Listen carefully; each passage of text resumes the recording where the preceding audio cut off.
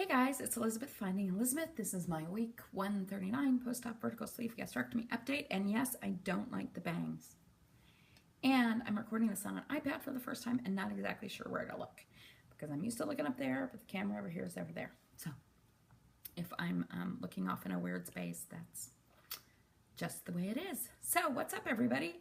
I'm 2 days late for my weekly update. I was in Chicago over the weekend. I came back and then had to do a work trip all day Monday, and then I was really sick yesterday.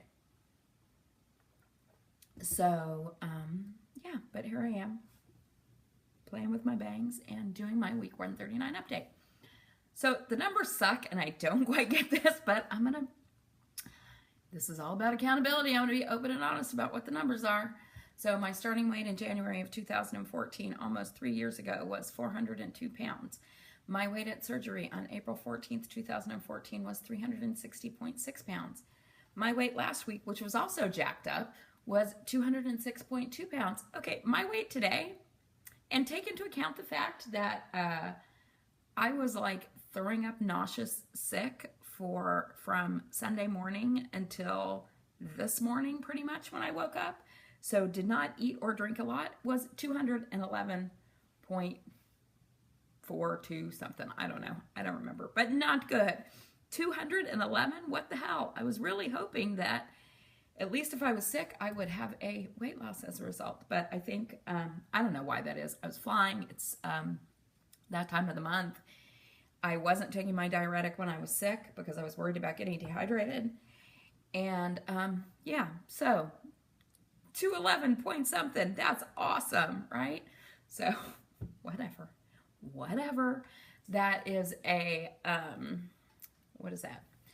So that's like a 190 pound loss in 2 years. That's a 0.5 pound gain in the last week, a 0.5.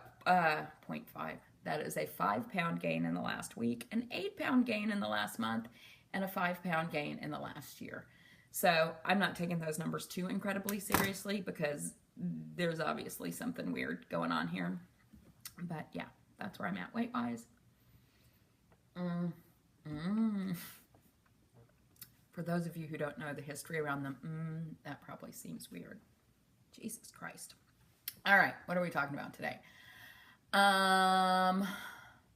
I went to Chicago and I saw several weight loss surgery people. I went there to hang out with Kim Stephanopoulos, who probably a lot of people don't know because she doesn't make videos, but she came to Chicago the very first time I went, which was, I don't know, almost a year post-op. I met her there. We became friends. She lives in Michigan, and so that was a nice meeting place. I got a really discounted ticket to go there, so that was lovely. It was snowing, which was amazing. I don't think I'd ever walked in the snow quite like that. It was a lot of fun, and thank God I got out of there on Sunday.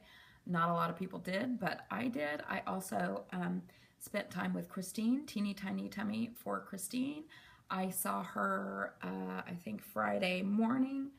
And then also we went out to dinner Saturday night. And VSG, I don't know if is it Brit Bat VSG or VSG Brit Bat. You know who I'm talking about, the really cute one. Okay, can I tell you how delightful she is? I wish I would have gotten to spend more time with her.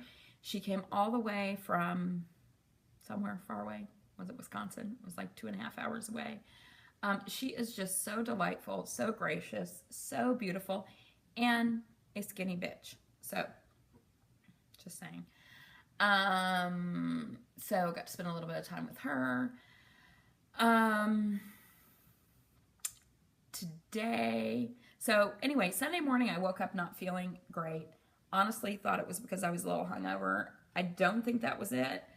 Had like kind of low-grade nausea that kept up through really this morning when I woke up. I woke up this morning and I was okay, but it kind of put me on a cycle of where I couldn't eat or drink much at all.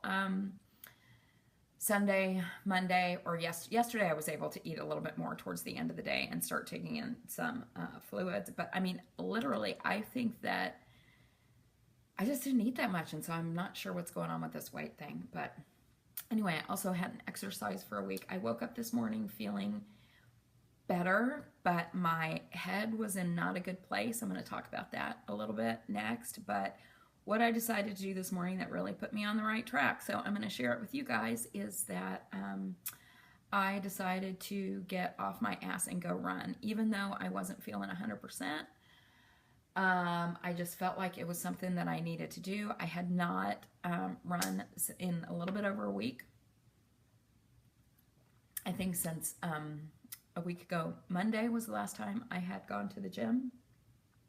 And I truly, in my head, believed that I wasn't going to be able to do it. I restarted day one of it's 5K to 10K. So C to 5K is the app I completed, I think maybe the very beginning of December. So this is 5K to 10K. So I did that, which is 20 minutes. 20 minutes of running at a steady pace, and I was sure I wasn't going to be able to do that because I hadn't ran in a week, and I did, and I wasn't even really out of breath. So, but I just felt so much better after I did that. So I have found that I need the accountability of sweaty selfies to actually do my exercise. So I'm doing, going to try to hit 100 days straight. Today was day one. I don't think that I needed to like flat iron my hair. Sorry. You know, it's all about how you look. Not. But it's all about how my hair looks. But I don't think it's a good idea for me to... So when I did C to 5K, I basically ran every day. I would do each day twice. I don't think I can do this. I think I may. I don't want to get hurt. And I think the... running at the amount I'm going to be running in this every day might not be such a good idea for me. I am going to work out every day. I think on the interval days, I am going to walk up at a really good incline. And so run every other day, walk every day in between. And then I need to get back into my strength training or boot camp or whatever for the rest of my body, which I feel like is rapidly falling apart since I haven't been doing that. So if you want to join me, I'm doing... 100, trying to get 100 days of exercise. Also wanted to shout out to Scott, Gastric Tiger. He did a video, I don't know if it was yesterday or this morning. It's not called One Small Step. One Small Step is my thing. I think it's like One Small Habit or whatever. So he is doing something that I always really recommend, which is to make a list of all the habits. We know what we need to do to be healthy and lose weight, to make a list of those habits and to take on one habit at a time until you get them so you can build on that success. I have been a proponent of that from the get-go, so just want to support him, and I think he had asked other people to do the same, so I wanted to give out a shout-out to him for starting that. Also want to give a shout-out to Patty, who had plastic surgery on Monday and goes home today, and I think is doing pretty well. All right, the main topic of my video, now that I'm already 8 minutes in. So, I tend to have epiphanies on airplanes. That's just sort of my thing. And the thing that came to me when I was on the plane going to Chicago was that I just sort of started wondering about, when am I going to let go of the 400-pound Elizabeth? When am I going to just accept that who I am now is who I am and stop trying to... I don't know, make up for that or prove myself or show up with all that baggage. What does that mean exactly? I was really emotional about it for a few days, and there was some stuff in Chicago, not anything but there was some stuff in Chicago where having this kind of epiphany before I got there, and that just put me in a really screwed up headspace. I had a hangout with Amy yesterday, and I think I cried 2 or 3 times just having a conversation about this. I don't feel emotional about it today, so maybe you'll get a non-crying video, but just this sense that I never let 400-pound Elizabeth is still always there, even though I am not her anymore. And what does that mean? It doesn't mean that I feel like I'm 400 pounds, because I don't, but I think it has to do with me, I don't know, sort of feeling like I need to be the poster child for weight loss surgery, or I need to be bigger and better and showing I can do this or that, or it could be with people who aren't in the weight loss surgery community, telling my story to them.